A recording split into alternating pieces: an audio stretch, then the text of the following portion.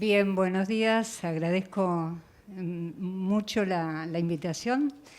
Pertenezco a la editorial Eudene de la Universidad Nacional del Nordeste, Chaco Corrientes. Es una editorial que empieza su proceso de profesionalización en el 2015. Yo me incorporo al equipo el año pasado y desde entonces hemos recibido y hemos aprovechado cada una de las capacitaciones de la REUN. Hemos hecho, en esta semana hemos hecho el curso el taller de edición estructurada en XML. Quiere decir que hemos aprovechado todas las instancias de capacitación, más dos capacitaciones que fueron muy importantes porque llegaron en el momento en que estábamos empezando a trabajar en dos libros muy complejos, uno de ellos sobre rock en Corrientes y el otro al que me voy a referirme. Esas dos capacitaciones fueron, como les decía, importantes porque nos permitieron ver el trabajo de macro y micro editing de una forma mucho más precisa, mucho más fina, mucho más lúcida, una mirada mucho más informada de los originales complejos que teníamos por trabajar. Gracias a estas actualizaciones estamos en un camino y a la experiencia de este tiempo, estamos en un camino de trabajar de un modo más organizado, en un modelo de gestión de contenidos más profesional. No digo que ya hemos logrado mucho, pero sí estamos encaminados, sabemos, digamos, la dirección hacia la que tenemos que apuntar. Bien, en este marco hemos generado, y por la experiencia hemos generado varios documentos que nos resultan muy operativos y que nos van a ahorrar en cuanto empiecen a ser, empecemos a hacer efectivo su uso, que son las pautas de presentación de originales, con todos los requisitos en cuanto al texto y a las imágenes que deben presentar los autores para poder, para que el proyecto ingrese como trabajo en la editorial. Y además unas fichas descriptivas y fichas de control de edición que también nos han permitido, por ejemplo, en este último libro de rock, evitarnos algunos descuidos, algunas distracciones. Bien, la idea es que el libro finalmente llegue a la impresión y salga de la imprenta con la menor cantidad de errores posibles. El libro, digamos el manuscrito al cual me voy a referir, es sobre la biodiversidad en las aguas del Paraná, que posiblemente abra una nueva colección porque nos pareció que las disponibles restringían un poco su alcance. Entonces, en eso estamos, en generar esta nueva colección que va a alojar toda la producción sobre Liberá, y este libro, que se trata de la obra de una serie de investigadores de la UNE, de la universidad, que durante muchos años estuvieron y están trabajando en el Liberá. Bueno, esa serie va a alojar esos libros y posiblemente abramos dentro de esa colección una serie destinada a alumnos de la primaria y la secundaria sobre el tema. Son todos desafíos que, digamos, que representan para la editorial novedades. Bien.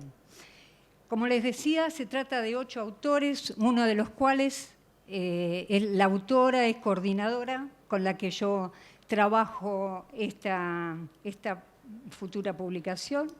Son investigadores, doctores, la mayoría, como les decía, acostumbrados, habituados a publicar en revistas especializadas, lo saben, con exigencias de formato muy rígidas, que escriben para lectores expertos. Esta autora, que es la coordinadora, además está acostumbrada a escribir en inglés sus papers.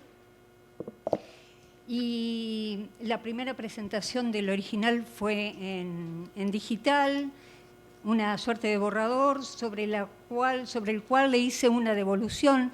Fue una devolución de alguna manera informal porque, bueno, la autora fue tomando notas, pero no me dio un documento que le sirviera de guía para las modificaciones que tenía que hacer en ese manuscrito para que ese original se convirtiera en un libro. De esta primera reunión con la autora resultó luego una presentación de un original cerrado, acabado, en papel y en digital, presentado muy bien, los textos por un lado, carpetas con imágenes por otro, pero de la lectura exploratoria que hice, surgieron, digamos, de tipo de macroediting, incluso de microediting, surgieron una serie de problemas que había en ese manuscrito, que digamos que la lectura fue a varios niveles, ¿no? A nivel de lo retórico, lo estilístico, lo macrosemántico y lo superestructural, y pensé que la devolución tenía que ser por escrito, ¿sí? Era la primera vez que yo iba a escribir un informe de lectura destinado a los autores. Y porque comprendí que los autores, si bien dominaban la disciplina, si bien tienen saberes sobre los libros, en realidad, estrictamente hablando, no eran escritores para el tipo de público al que estaba destinada este futuro libro. Entonces, pensé que ese informe de lectura debía hacerlo en forma muy minuciosa, muy fundamentada, e incluso, y acá tengo que admitir que hay algo de maldad en mi propuesta, ¿no? Porque empleé términos técnicos, si bien después el lector podía llegar a interpretarlos, pero empleé términos técnicos en la intención de que los autores se pusieran en el lugar que sus originales nos ponían a nosotros, los lectores legos o no informados. Se imaginan que yo hice esto a riesgo, pero también contando con una buena disposición, con una autora con la cual había empezado a trabajar, muy receptiva, una autora muy dispuesta a la lectura crítica y a la corrección. Contaba con esa buena disposición, con esa buena relación, con esa empatía con la autora, que hacía que me arriesgara un informe escrito, porque una cosa es hacer, digamos, una lectura crítica y hacer, digamos, plantear intervenciones que debían hacerse en ese texto. Miércoles. En ese texto, personalmente, ¿no? Y otra es la letra fría de un documento que la autora llevaba el 19 de diciembre para leer en vacaciones. Entonces pasó diciembre, enero, febrero, marzo, la autora no me llamaba, no se comunicaba, entonces los fantasmas estaban aquí pensando que, ponía en riesgo una relación que iba seguramente a entorpecer el buen desarrollo y el cuidado de la edición. No pasó así, por suerte no pasó así. Y en marzo, finales de marzo, la autora me llama para decirme: vamos a entregar la nueva versión en la semana que viene. Y así ocurrió. Entonces, me voy a referir un poco a en qué consistió ese informe de lectura, ¿sí? Lo hice, digamos, en varias secciones. Empecé con un epígrafe, que dice así, lo leí en alguna página editorial de España, que dice: el editor debe cumplir con las 5 C. Dejar el texto claro, conciso, comprensible, consistente y correcto. ¿Sí? Entonces, a la lectura del informe, un poco para justificar todo lo que yo iba a decir después, ¿no? Entonces, hago digamos, secciones diferentes, el tema textual, la intencionalidad de los lectores implícitos. Aquí les hablaba que habría problemas de consistencia entre la pretensión deseada de los autores, que se hacían unas expectativas de lectores heterogéneos, un público amplio, incluso para los guías de la Reserva Iberá, que pudieran comprender las características del agua, etcétera, etcétera, que es lo esencial en el Iberá. El Iberá se define por sus lagunas y por sus sectores de agua. El Iberá es agua. Bueno, entonces había una inconsistencia, les indiqué en qué consistían, digamos, esos problemas de enunciación, de organización de la... Me quiero apurar, hay mucho para decir, de enunciación y de organización de la información, de las funciones de los textos. Piensen que son 4 capítulos y una introducción, escritos por diferentes autores. La autora coordinadora escribe también uno de los capítulos. Tengo tiempo, un minuto. Entonces, digamos, lo que se veía era que ese libro, en realidad, tenía al interior de cada capítulo y en la obra general, no se veía una coherencia, no se trataba de una unidad, sino de parcialidades que no conformaban de ninguna manera lo que tiene que ser un libro. Bueno, a nivel funcional también, en la estructura y el contenido. Por ejemplo, presentan, primera página, el CV de los autores, luego el índice. ¿Qué era el índice? El índice era introducción, el título. Capítulo 1, el título. Yo digo, el índice revela la estructura del texto.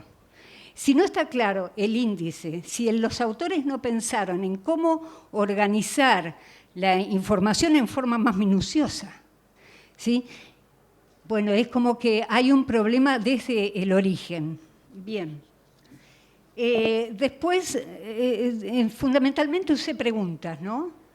Preguntas respecto de los títulos, preguntas respecto de terminología, por momentos extremadamente técnico, entonces falta información, digamos, hacerle difícil, obstaculizar el camino de lectura, significa perder lectores en el camino. Perder esa, digamos, pluralidad de lectores a los que teóricamente estaba... ¿Me queda cuánto? ¿Puedo leer lo último? Hay mucho para decir, pero voy a leer lo último. ¿Que haga las preguntas? ¿No? Las preguntas. Que leo el final, después las preguntas. Bien. Le puse, al final le puse coda, para hacerlo más amigable, ¿no? En mayúsculas, no pierda de vista al lector en la tarea de escritura. El lector y el propósito deberán ser su brújula, las presencias, porque yo le digo, mira, tu lector está acá al lado tuyo, escribí con tu lector al lado, o con tus lectores al lado, para no rumbear, como hacen los caballos cuando uno le sienta la rienda para no rumbear para el lado de las casas. ¿Cuál es el lado de las casas de los investigadores? ¿Está? No pierda de vista al lector en la tarea de escritura. Son presencias que lo ayudarán a tomar decisiones. El original, que es valioso sin duda, es decir, también se trata de mimar el ego del investigador para que no se piense que es un absoluto incompetente en la materia, ¿no? El original, editado, corregido, diseñado, controlado e impreso, se transformará en un libro, un objeto, un bien cultural, simbólico, con un valor de uso y un valor de cambio, en fin, una mercancía también, que como todas de su especie, entra en el juego de la oferta y la demanda. Un lingüista célebre, Malinowski también, tal vez no me acuerdo bien, dijo que el libro es un artefacto que se convierte en obra cuando llega a manos del lector. Dicho de otro modo, le digo al equipo, ¿no?, de autores, la vida semiótica de nuestro futuro libro dependerá de lo que hagamos para que la operación de lectura ocurra. Trabajaremos juntos con esta finalidad. Hay mucho más para decir, pero... Yo lo que vengo a exponer es sobre una de las herramientas para el editor, para la hora de la edición propiamente dicha, del editing. Nosotros en Editorial Wader, recién el año pasado comenzamos la profesionalización del equipo y nuestra experiencia es muy corta. Hace 1 año y medio que venimos editando de una manera más seria. Bueno, yo principalmente voy a hablar de una de estas herramientas que son las listas de chequeo o checklist. No sé si todos las conocen o para algunos alguien nuevo, espero que sea una novedad para alguien. Bueno, nosotros antes de la lista, ¿cómo trabajábamos? Lo que hacíamos era recibir un original completo, pedíamos que el original esté completo. Algunos de los editores, en este momento somos 2, recibía el original y comenzaba a hacer una lectura general de la obra, pero sin ningún orden. Lo que hacíamos era, bueno, logremos que tenga la menor cantidad de errores posible y en la marcha, mientras va surgiendo, vamos corrigiendo página a página.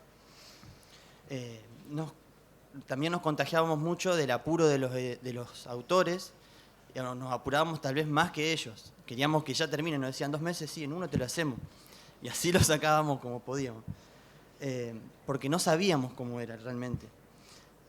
También lo que hacíamos para ayudar a acelerar la publicación del libro, porque en un principio nuestras adquisiciones de originales eran pocas, lo que hacíamos era entre 2 editores trabajar conjuntamente la misma obra simultáneamente. Entonces eso nos generaba problemas, duplicábamos el original, teníamos que hacer marchas atrás.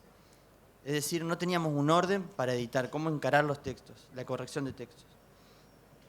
El criterio era básicamente no tener errores, llegar a un libro sin error, pero no sabíamos cómo llegar. Luego nos enteramos que existen herramientas que el editor tiene en su mesa, además de la computadora, como son como es el manual de estilo, la hoja de estilo, bibliografía de consulta, bueno, y entre ellas el checklist. No sé si todos tienen, pero bueno, voy a mostrar el nuestro. No.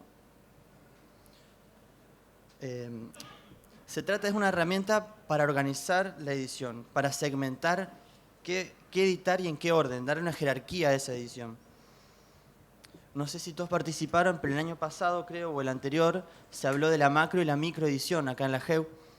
Y esto lo que viene a hacer es sistematizar y profundizar esto, qué se hace en la macro y qué se hace en la microedición. Utilizamos esos 2 tiempos para armar las listas. Bueno, nosotros creemos que con esto se economiza mucho tiempo y se efectiviza mucho la corrección.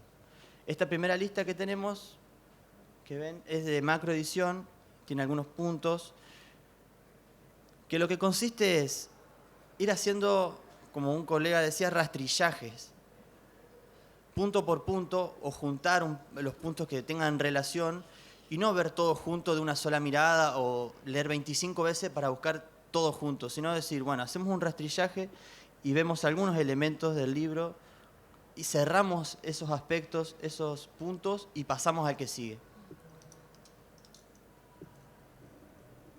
Esta es una lista de microediting.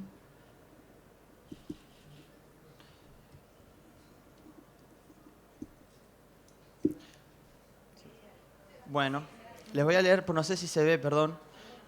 Bueno, el de microediting. Lo primero que hacemos es emprolijarlo, sacarle colores, cosas que tienen que los autores creen que nos ayudan, pero no. Primero vemos el orden y la claridad de la exposición en esta lista de microediting. Luego pasamos a jerarquía, relación lógica de títulos y subtítulos. Es decir, por ejemplo, agarramos el libro impreso o digital y lo pasamos rápidamente y solo vemos los títulos. Si no entendemos, para ubicarnos en el mapa, leeremos las primeras líneas de ese capítulo, pero la idea es ver cómo lo jerarquizó, si está bien hecho, y empezar ahí a dar los primeros los primeros puntazos, qué podemos cambiar. Les muestro cómo sigue en otra lista. Por ejemplo, después de hacer este microediting, lo que hacemos es ajustar la obra a la hoja de estilo que se fue formando en la continuidad de la macro y la microedición. Hacemos un rastrillaje solo de la hoja de estilo para corroborar que toda la obra se ajustó a la hoja.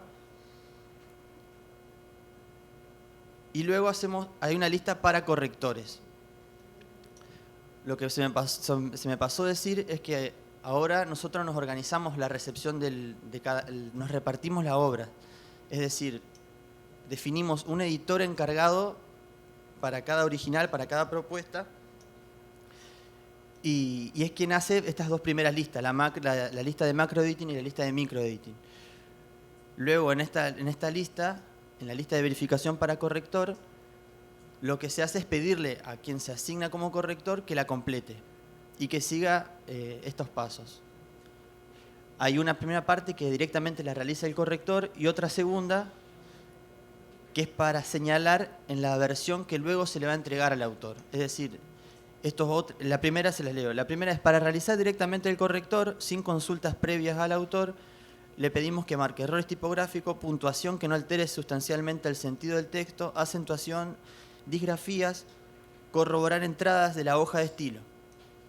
Este sería como el que visa lo que realizó el editor que hizo el estilado. Y después otros puntos que son para comunicárselo al autor son sugerencias de reescritura numeradas en una hoja aparte, sugerencias de modificación numeradas también en una hoja aparte, corrección del prólogo y demás partes bajo los mismos procedimientos anteriores. Bueno, y para finalizar hay otras listas que son para la puesta en página. Por ejemplo, las disposiciones de textos e imágenes en la página, ubicaciones de los textos, ubicación de las imágenes, los blancos, títulos y subtítulos, texto central. ¿Para qué nos sirve esto? Primero, ahorra energía el editor, no se cansa, no se enloquece cuando el tiempo lo apremia a tener que hacer todo junto y de una vez. Facilita también, ¿por qué más facilita? Porque organiza la edición, queda asentado qué se hizo y qué no se hizo en ese texto, por si llega el caso de que en una obra particular tenga que pasar a otro editor, entonces queda asentado y se sabe qué se hizo y qué no, se economiza tiempo. En nuestro caso no, porque nosotros lo hacíamos muy rápido. Ahora con esto nos lleva mucho más tiempo hacerlo, pero entendemos que así no hay vueltas atrás, no hay libros que terminan impresos con muchos errores, etc. Y por último, bueno, se profesionaliza la tarea, se consigue como resultado libros mucho mejor editados. Bueno, la idea era presentarles esta herramienta y que ustedes compartan también su experiencia, si es que tienen algunas. Esto no es algo fijo, quiero decir, si nosotros encontramos que hay puntos que no se adecúan a una de nuestras obras, los salteamos, o si necesitamos nuevos, se agregan, está siempre abierto el documento, pero es una forma, un mapa de cómo trabajar. Lamentablemente no soy José Ortega, lamentablemente para ustedes, porque estoy aquí sentada, me parece un poco colada entre editores con mucha más experiencia y con un trayecto mayor recorrido. Pido disculpas en nombre de nuestro director, por razones de fuerza mayor no pudo estar presente. Y por suerte no soy José Emilio Ortega porque pude asistir a las jornadas que desde ya les agradezco, estuvieron para nosotras, para mis compañeras y para mí han sido un espacio de mucho aprendizaje. Voy a contar muy brevemente, más que una nueva práctica, cuando veía en el panel nuevas prácticas, digo, un poco me sonrojé porque esto no tiene nada de nuevo, lo que voy a contar, sino que, sí, tiene algo de nuevo que es la experiencia de haberla transitado para nosotros como equipo editorial. Esa es la novedad, es pura y exclusivamente una novedad para nosotros. Nosotros lanzamos este año, en la editorial de la Universidad Nacional de Córdoba una convocatoria a publicaciones y la quería comentar acá muy brevemente, atendiendo a aquellos puntos que tienen que ver con las buenas prácticas de la que trata esta mesa. Desde nuestro punto de vista, una buena práctica no puede plantearse nunca por fuera del contexto en que se intenta poner a prueba o que se intenta poner en marcha esa buena práctica. Y en ese sentido, y en referencia al contexto, nosotros diagramamos la convocatoria de publicaciones 2017, teniendo en cuenta, en principio, que la editorial de la UNC, si bien tiene un catálogo profuso y muy interesante, hace ya un buen periodo de tiempo, diría hace ya algunos años, no lanzaba una convocatoria abierta. Por ese motivo para nosotros era muy importante, por este motivo de contexto, para nosotros era muy importante no convertirnos solamente en receptores de propuestas, sino intentar comenzar a trabajar en vistas de desarrollar ciertas estrategias de apertura a la comunidad y ciertas instancias pedagógicas que a lo mejor exceden esta convocatoria puntual de 2017, que dicho sea de paso está abierta en este momento, y que se proyectan más allá de la convocatoria puntual estas estrategias, que repito no son nada novedosas, salvo para nosotros. A vuelo de pájaro, algunas de estas estrategias fueron las siguientes. Primero y principal, hubo una instancia de formación para todo el equipo y a partir de allí extrajimos algunas recomendaciones que nos resultaban útiles para diagramar esta convocatoria. Después de eso, depuramos y reestructuramos las colecciones de nuestro catálogo, seleccionando en la misma instancia aquellos títulos que considerábamos que era conveniente reeditar. Y justamente en ese reacomodamiento del catálogo lo que se intentó hacer es ampliar el abanico temático para poder atender a los distintos espacios académicos de la UNC, como un modo de estimular el conocimiento del catálogo en la comunidad interesada por formar parte del mismo. Digo que no fuesen propuestas sueltas, sino que se tomaran el tiempo de conocernos. Atendiendo a estas otras estrategias contextuales, lo que planteamos también fueron ciertas instancias de formación para los autores que estuvieran interesados en participar durante el mismo periodo que dura la convocatoria, y en ese sentido trabajamos muy fuerte con el área de comunicación, diagramando estas estrategias, porque también es un modo de hacerla visible, a la convocatoria, generar estas instancias de formación.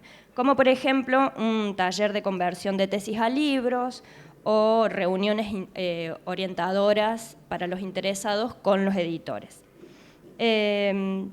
Otra nueva práctica, solo en su experiencia, pero que no tiene nada de novedoso, es que diagramamos por primera vez un manual de estilo para que los autores envíen sus propuestas atendiendo a las normas definidas por la editorial.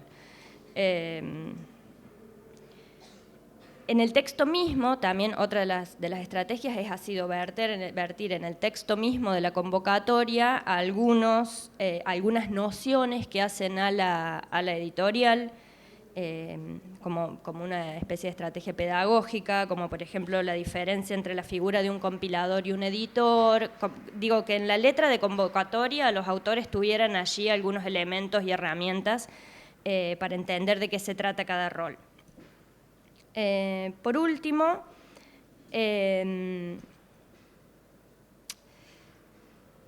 sobre todo pensando en el momento en que se encuentra la editorial de la UNC, se tuvo en cuenta la posibilidad de que los interesados presenten propuestas de publicación acompañadas de originales o propuestas de publicación cuya escritura aún no haya terminado, esté en proceso.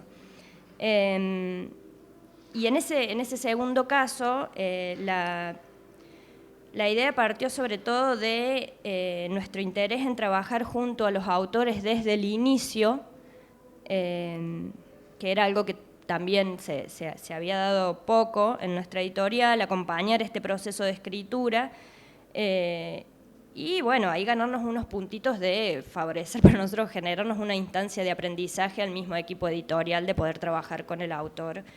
Y bueno, y también una instancia de aprendizaje para el autor mismo.